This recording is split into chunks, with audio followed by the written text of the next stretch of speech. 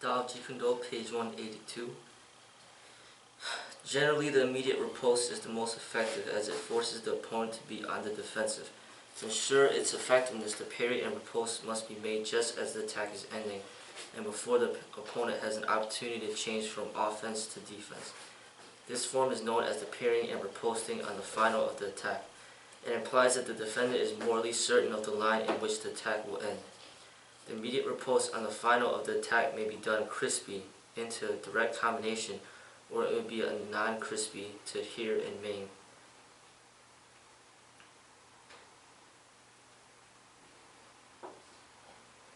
The delayed riposte is where one hesitates in his choice of riposte after the parry, looking for his opponent's reaction. The opponent used to a direct riposte might automatically go for a parry, and finding no hand is apt to become flustered by this change of cadence and lose some control in his defense. The delayed riposte may be a combination attack or one with feinting. Applications of simple riposte. The direct riposte is executed against a fighter who, when on the lunge, commits the error of bending his arm preparatory to recovery, thus leaving himself exposed in the line of the parry. The indirect riposte by disengagement or cutover is used against an opponent who, expecting a direct riposte, covers in the line in which he has been parried. Sometimes he covers intentionally, often it is merely an instinctive movement. Whatever the reason, if this covering is successful, the riposter must anticipate and deceive it by a simple disengagement. The riposte by counter disengagement is made against an opponent who, when on the lunge or recovering, does not remain in the line of parry, but changes his engagement. In other words, takes a counter. The counter and disengagement deceives his change of engagement. This form of riposte is particularly useful from the right stance when dealing with the left stancer. The riposte in low line is the choice made against an opponent who ends his attacks correctly covered and who recovers with his arm extended, thus leaving only his lower target open. The compound riposte is a counter-offensive movement after the parry composed of one or more feints.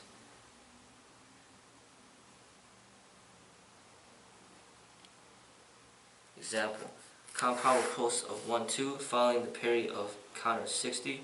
The attacker, having been brought back to the line of 60 by the counter and anticipating the direct riposte, covers in 60. The riposter then, maintaining his bent arm, feints a disengagement, draws the attacker's parry of Karti, and still with the bent arm deceives it, finally thrusting the riposte in 60. Again, timing is all important. A parry and riposte are most effective if made as the attack is completing its course. At this point, the time available to the opponent to change from attack to defense is cut to the minimum. Consequently, the riposte has the best chance to succeed before the attacker can parry it. By reacting purposefully to an opponent's exploratory moves in one definite way, it is often possible to induce him to use a particular stroke. Knowing the nature of his stroke, it will not be difficult to time it and turn it into one's advantage. The counter riposte is an offensive movement which follows a successful parry of the riposte. It can be delivered by either the attacker or the defendant. It can be simple or compound. It can be executed while on the lunge, while recovering, or having recovered, or without a lunge according to the distance. Counter riposte may be the result of second intention. By second intention, we mean that the original attack has been made, not with the object of hitting, but only to draw a parry and riposte from the defender in order to riposte from it in turn. This succession of offensive and defensive actions executed by the attacker is usually used against an opponent whose original defense is very strong, and where it is hoped that a second offensive action will catch him unprepared. The attacker can make either a half recovery after the initial false attack, or shift the weight of his body back to his rear leg when parrying. Thus, he places himself out of range of the dangerous riposte. He can then counter riposte with a half lunge or by leaning his body forward.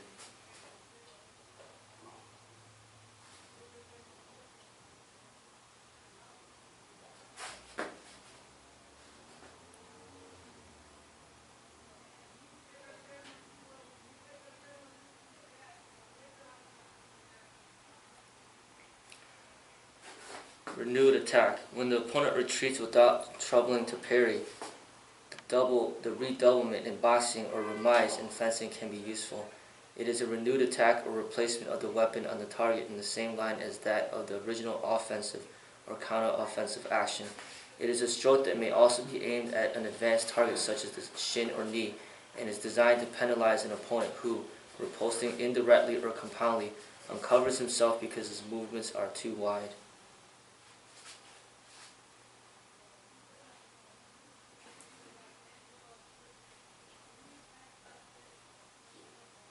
The renewed attack is very effective against fighters who, although having a strong defense, hesitate to riposte or are slow in doing so. Often this is because they tried to parry but were off balance.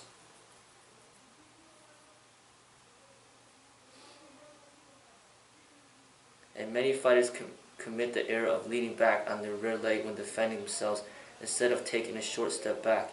In such cases, attack the rear weight-bearing foot. The success of renewed attack depends to a very great extent on the rapidity of the recovery forward. Footwork again. The opponent must not be allowed to regain any loss of balance, physical or psychological, or control which the initial attack may have cost him. Generally, the recovery forward is accompanied by an attack on the arms. Advantages are filling in the time lag caused by the recovery forward, occupying the opponent's mind during that period and thus minimizing the risk that he might stop, hit, or riposte belatedly. Finding some degree of support by holding the opponent's arm during recovery. Although a renewed attack on the spur of the moment is possible, to do so does not make certain that a period of movement time will be gained. In most cases, its use as a stroke is premeditated as a result of observing the opponent's habits and tactics.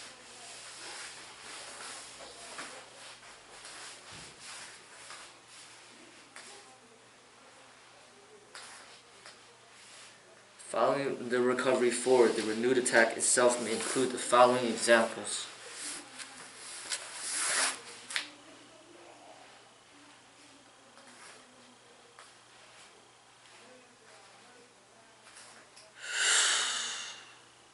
Straight thrust. Feint of a straight thrust followed by an indirect simple attack or a compound attack. A preparation of the hand, beat, trap, followed by a simple or compound attack.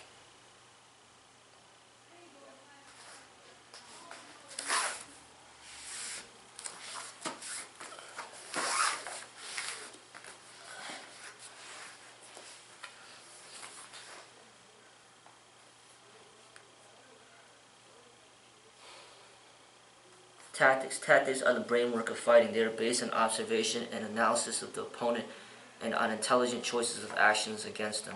The tactical approach consists of three parts: preliminary analysis, preparation, and execution.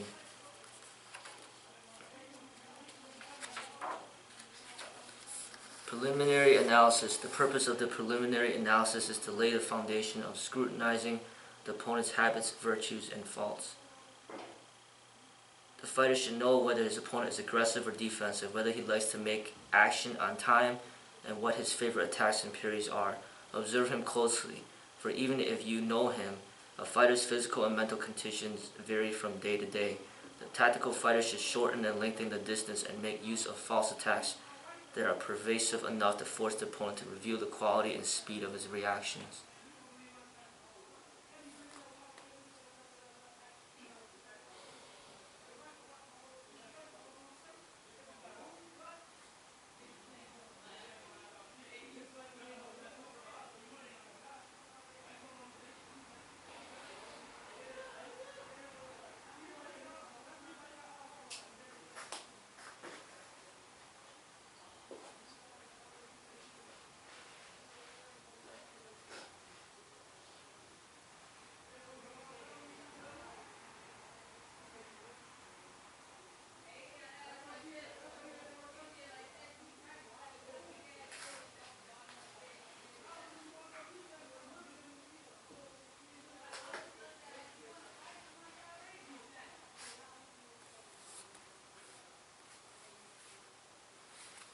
Preparation is during the preparation of the action that each fighter looks for cues and tries to outwit his opponent.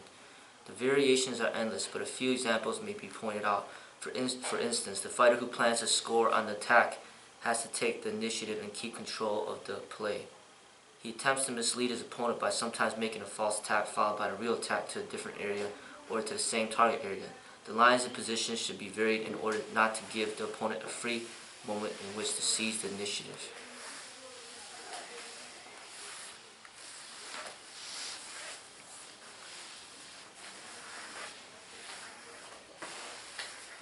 The preparation of the attack should be cautious, and the fighter must always be ready to parry if the opponent tries to make a sudden stop hit or counterattack. Execution. Execution of the real attack must be done with proper timing, quickly. Without break or hesitation, it must be a conscious, accelerated, determined, and decisive movement. Surprise is vital, and the fighter must believe in its successful outcome. If the opponent takes the initiative, the fighter must discourage him by constant threat of counterattack or short thrusts or strikes, by beating his guard, or by other means which would disturb his concentration. If physical qualities between fighters are equal, intellectual superiority helps to achieve victory. Between equally intelligent fighters, mechanical and technical knowledge can be decisive. A fighter must reach a fair standard of technical ability before he can apply tactics successfully. Once the mechanics can be made automatically, only then can the mind concentrate on discovering the opponent's reactions, anticipating his intentions, and devising the strategy and tactics required to beat him. Tactics require cool judgment, anticipation, opportunism, bluff and counter-bluff, and the ability to think at least one move ahead. These are combined with courage and the controlled reaction of muscles and limbs, which enable the fighter to carry out simple or complex movements as required by the situation at any given moment. It has been said that the fighter's thoughts and actions must be like one flash of lightning. Coordination of mind and body is certainly the secret of success in fighting. Mechanical perfection is useless in fighting without the ability to think, and likewise, the most intelligent analysis of an opponent's game will not ensure success unless the request fighting stroke can be devised and applied in the proper manner.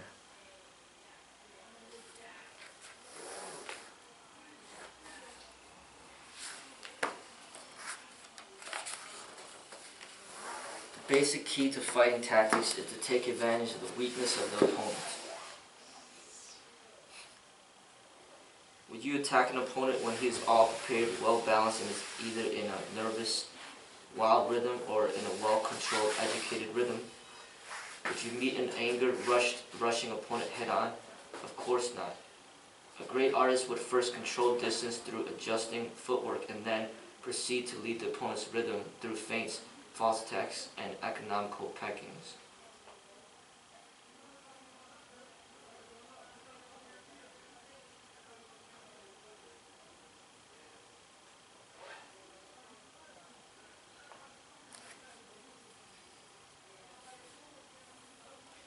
It is important to always oppose the opposite tactics to those favored by the opponent. Box a fighter, fight a boxer. It is obviously unwise to continually attack a fighter who relies on his defense, while one should attack without repulse the opponent who favors using strong and speedy attacks. Counter time is the answer to the stop hit addict, and the stop hit is the counter to the fighter who uses many feints.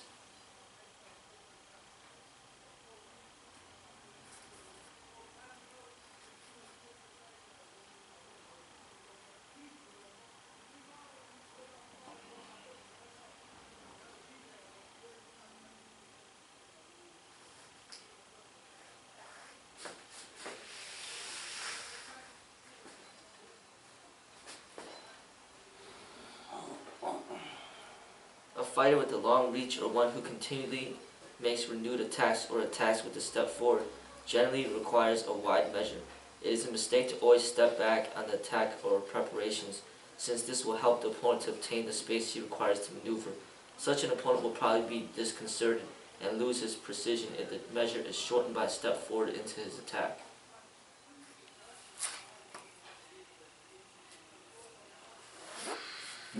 A shorter man tries to make up for his shorter reach by using attacks on the hand as preparation, or attacks on advanced, closer targets, or goes into infighting if he is stronger.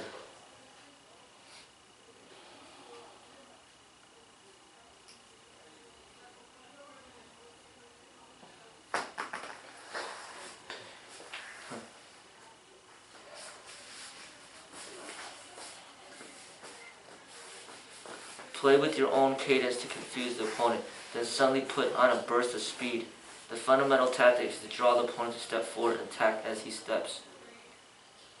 A fighter cannot use the same actions against every opponent. A good man should vary his game with simple and complex attacks and counterattacks with changes of distance, etc. Against a calm, quiet fighter, the feints must be longer. Against a nervous fighter, the feints must be shorter. With the calm fighter, one should remain calm. The nervous type should be agitated, while the fighter himself tries to remain calm. Tall fighters are usually slower, but their long reaches are dangerous, so it's essential to keep a safe distance until the inside position can be taken.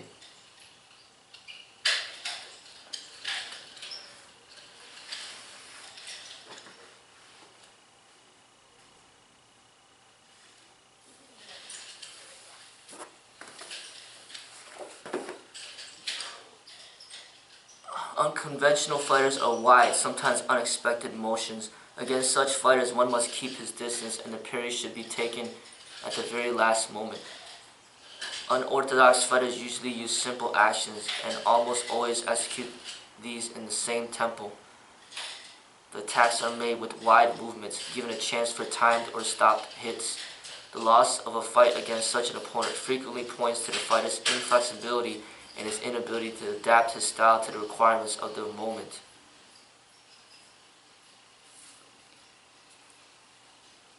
Against an opponent who habitually attacks with a preparation on the hand which he times to perfection, fighting with an absence of touch and varying the measure in preface to giving the hand or using an extended on-guard position will often disconcert the opponent and severely limit his game.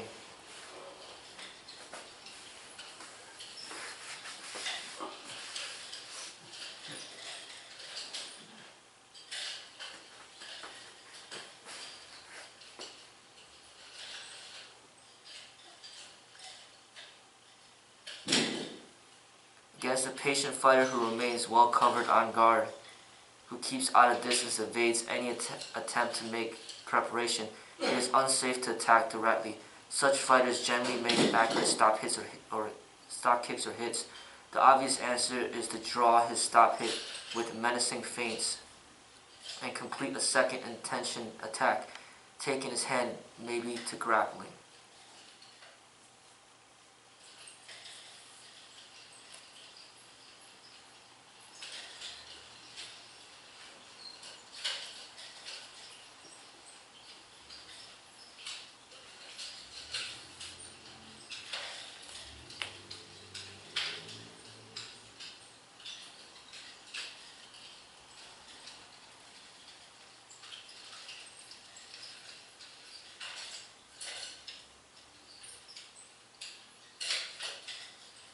Before attacking an opponent who fences with an absence of touch, false attacks or well-marked feints can be used to draw his reaction. If this is a stop hit, one can proceed in counter time, preferably taking the hand. If he reacts with the parry, one can complete a compound attack or score by counter riposte. On the other hand, the effect may be for him to return to engagement when an appropriate attack can be made.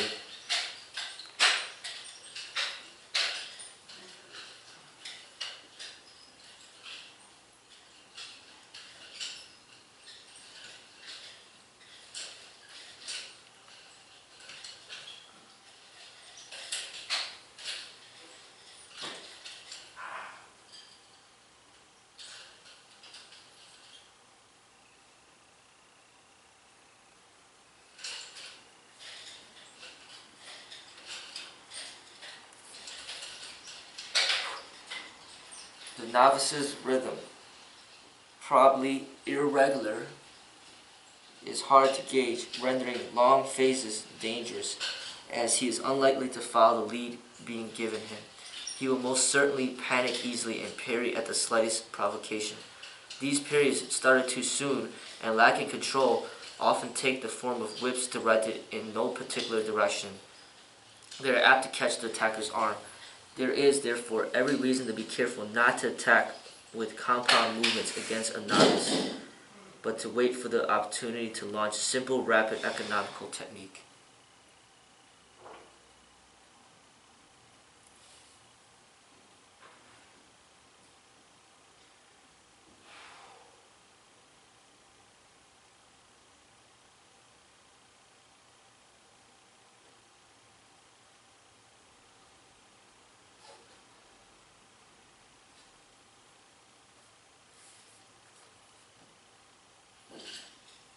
Quite unintentionally, the novice will deliver broken rhythm attacks, which will fool the more experienced fighter who will not be expecting such a rhythm.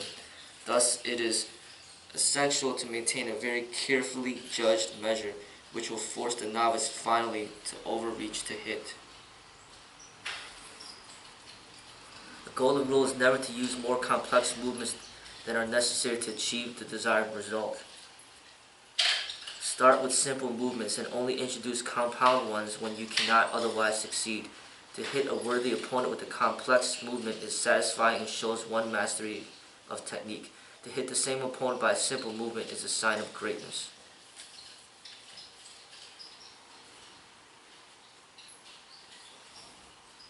Half the battle is won when one knows what the adversary is doing.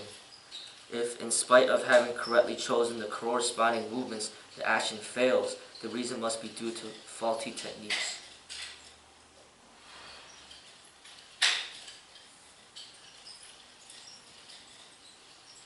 Repeat, a good fighter knows every stroke. Knowing that opponents are constantly trying to note one's habits and weaknesses, it is obvious that a conscious effort must be made to give variety to one's game, including the use of feigning certain habits and weaknesses.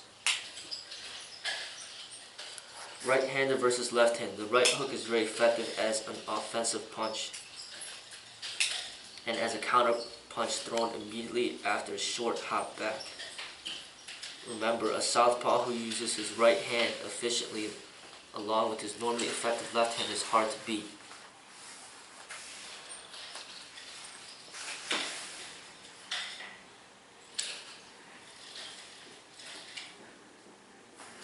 The right-hander must keep his right hand slightly higher and either beat the left-hander to the punch with a sharp left or feint with the left hand punch, hop back, and then counter with a sharp left, followed by the right hook.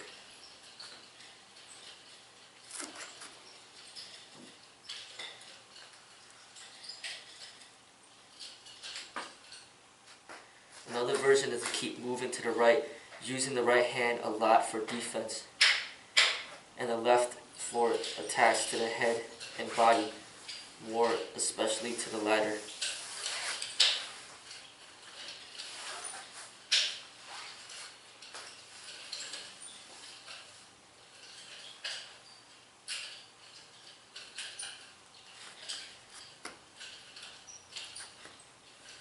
Slipping outside the left stance's elongated left arm or outside his left lead and counter with a long left hook to the body is good stuff.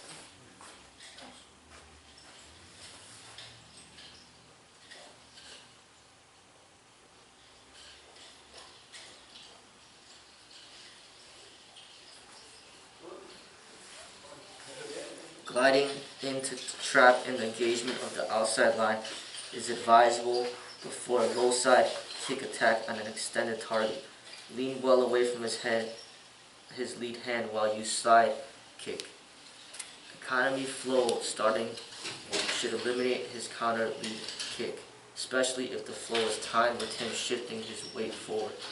Watch that his shifting is not a preparation to shooting a rear front snap kick. In this case, you should circle to your right as you glide. You might then follow with another lead back fist or whatever in another movement period.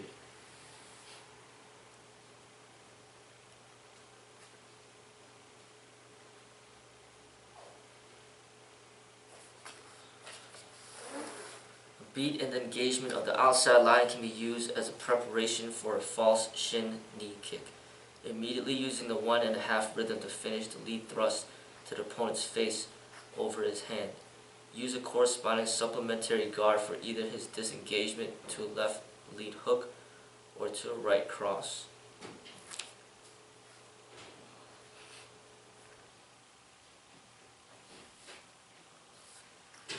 During glides and beats and the engagement of the inside lines of the left-hander before any attack, watch out for his right leg and cross. You can minimize his rear thrust by using an economical initiation in the first 3 inches of your movement. Then circle your right while using the preparation of your attack. Parry and counter parry him to your high inside line. Study slipping the left-hander's left jab while thrusting your right fist to his exposed armpit.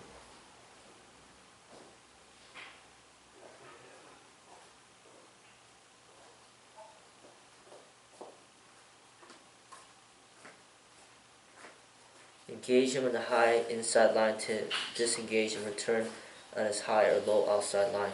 This will compel him to use his weak parries, his high outside parry or slower circle high inside parry. If the attack is to his outside low line, he will use a low parry, leaving himself open to the high line. This can become very effective if your attack to the low line was a feint.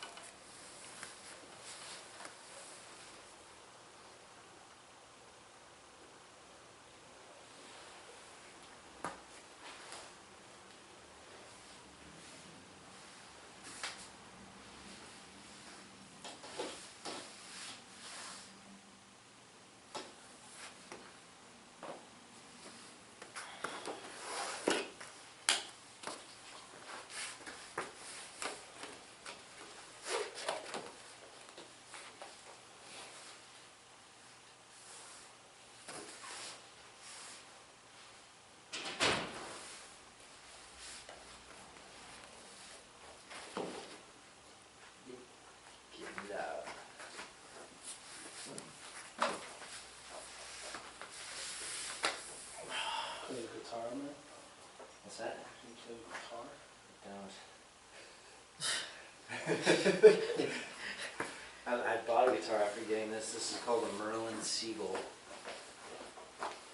Invented in Canada in 2007. Apparently. It's a cross between a ukulele and a sitar. So it has one single, and one double. And it's always a perfect third.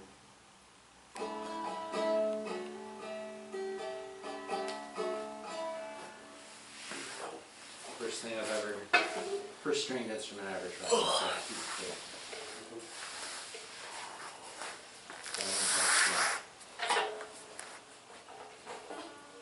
if you're not learning something, then you're probably forgetting something.